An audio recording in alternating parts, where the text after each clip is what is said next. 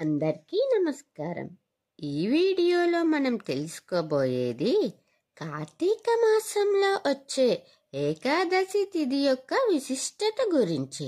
హిందూ ధర్మంలో ఏకాదశి ఉపవాసం అత్యంత పవిత్రమైనదిగా చెప్పబడింది. కానీ కార్తీక మాసంలో వచ్చే ఏకాదశి మాత్రం అత్యంత శ్రేష్టమైనది. ఈరోజు ఉపవాసం చేసి భగవంతుణ్ణి స్మరించిన వారికి అనేక జన్మ పాపాలు కూడా నశిస్తాయని శాస్త్రాలు చెబుతున్నాయి. కార్తీక మాసం అంటే ఏంటి? ఇది శివుడికి విష్ణుదేవుడికి అత్యంత ప్రియమైన నెల. ఈ మాసంలో గంగా స్నానం, దీపదానం, తులసి పూజ, హరినామ స్మరణ ఇవన్నీ భగవంతుని కృపను అందించే మార్గాలు. ఏకాదశి అంటే చాంద్రమాసంలో 11వ తిథి. ఈరోజు మనం అన్నం, ధాన్యం, మాంసాహారం వంటివి వదిలి ఉపవాసం చేస్తాం. దీనివల్ల విశ్రాంతి పొందుతుంది శరీరం, మనసు శుద్ధి అవుతుంది.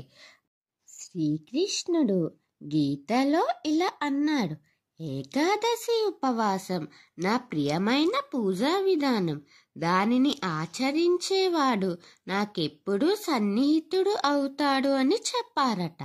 కార్తీక మాస ఏకాదశి రోజున దీపం వెలిగించి తులసీ దళంతో విష్ణునామ స్మరణ చేస్తే అది 1,00,000 యాగాలకు సమానమని పురాణాలు చెబుతున్నాయి.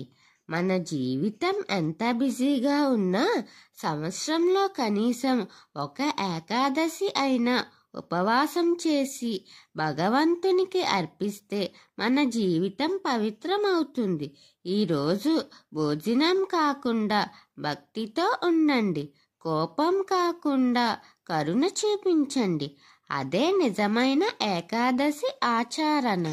కాబట్టి ఈ కార్తీక మాస ఏకాదశి రోజున మీరు కూడా దీపాలు వెలిగించి, పిండి దీపాలతో దీపాలు వెలిగిస్తే ఇంకా ఎంతో శ్రేష్టమైనదిగా భావిస్తారట.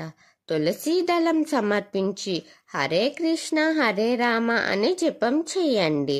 దేవాలయాలను దర్శించండి. కార్తీక మాస ఏకాదశి కోసం తెలుసుకున్నాం కదా. తర్వాత వీడియో కోసం ఎదురు చూస్తూ ఉండండి. వీడియో నచ్చితే లైక్, షేర్ చేయండి, కమెంట్ చేయండి. మన ఛానల్ని సబ్స్క్రైబ్ చేయండి. ఓం శ్రీ మాత్రే నమః.